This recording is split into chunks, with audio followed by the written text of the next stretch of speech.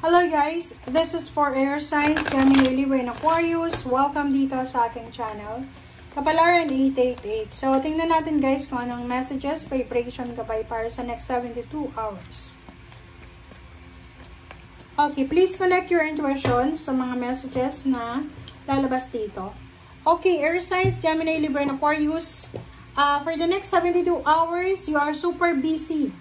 Pwedeng nag-overtime ka, mag-overtime ka, magtatrabaho sa gabi, sa umaga, sa weekends, may overtime pa, meron pang extra time para magtrabaho, dadalhin pa yung mga papeles sa bahay, parang ganyan. So, you're busy, super busy, and you're super tired. Okay? Pagod na pagod ka.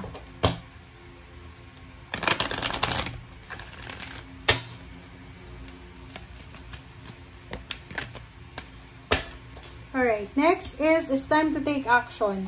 So, kung ano man ito na gusto mong gawin, maraming beses mong pinag-isipan, maraming beses mong plinano, sinasabi sa'yo dito na oras na para gawin mo daw. So, comment down below, ano ba yan? Ano bang plano mo? Okay? Okay, so third card tayo.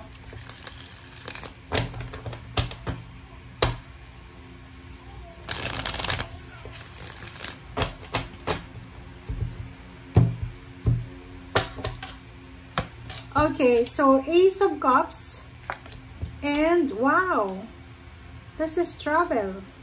Air Signs, Gemini, Libra, and Aquarius, sobra-sobra kang masaya because of this travel.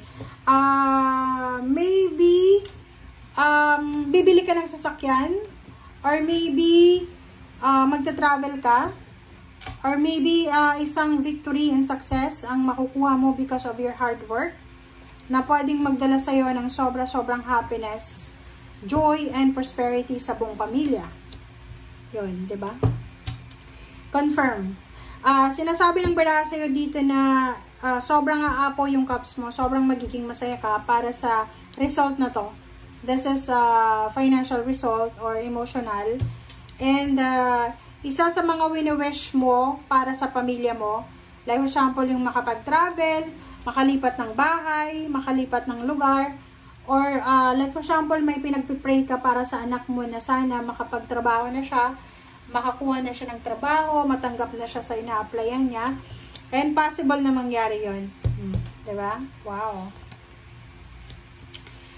Sinasabi ng bara sa'yo dito, Air Signs, Gemini, Libra, and Aquarius, na sa usaping pera, sobrang strong yung foundation mo dito. Okay. Yung iba sa inyo dito, kung may pinaplano ka daw na negosyo, it's time to take action na. Take action.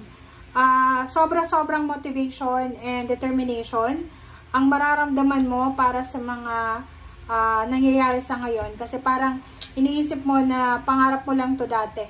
Diba? Nakikita ko sa iyo dito, yung iba na air signs na you're planning to work abroad, dalawang bansa ang pinagpipilian mo dito. And kahit saang bansa man yan, sinasabi ng barahan na matutupad at matutupad mo ang pangarap mo dyan. Isang desisyon ang gagawin mo because of the news na matatanggap mo. Like for example, makakatanggap ka ng email, chat sa ina-applyan mong trabaho na kailangan mong pumunta para sa interview. So, pwedeng mag-resign ka or kung ano man itong gagawin mo because kailangan. Okay, so sa pagtupad daw ng pangarap mo para sa Nine of Pentacles, lalo na sa usaping pera, marami daw posible. Okay? Maraming posible para makuha mo ang katuparan ng pangarap mo sa buhay.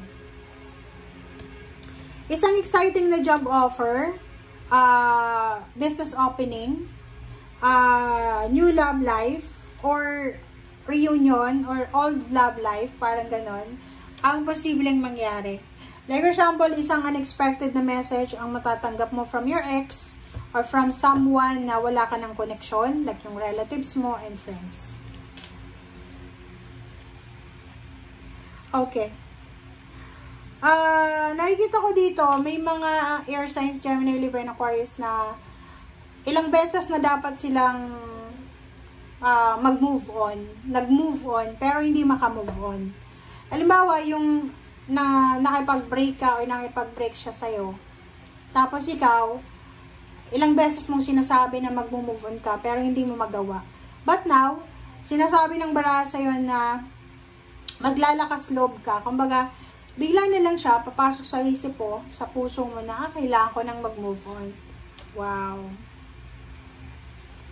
Okay, nakikita ko na financially you are stable, you are secured.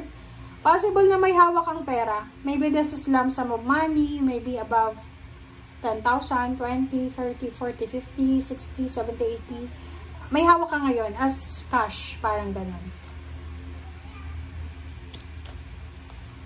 Okay, dito naman sinasabi ng baraha sa'yo na kailangan mo din, hindi lang puro pera ang dapat mong asikasuhin, hindi lang puro financial. Make sure daw na yung emotion mo ay nakafocus din. Ibig sabihin, yung mga problema na meron kayo emotionally, ay kailangan nyo rin daw bigyan ng pansin. Okay, 9 of Swords. Sinasabi ng baraha na yung rason kung bakit ka umiyak noon, ay kaligayahan na yung mararamdaman mo sa ngayon. You're moving on. Wow, yung iba moving on na talaga. So, nakikita ko sir dito na you are ready for the future. You're moving on to the future. And handang-handa ka na para sa parating na future. Especially, excited ka para sa pagbukas ng 2026. Nakikita ko sir dito na yung focus mo mag-ipon ng pera. Parang nakikita mo yung sarili mo na tipid na tipid ka because mayroon kang plano para sa December or kung ano pa man yan.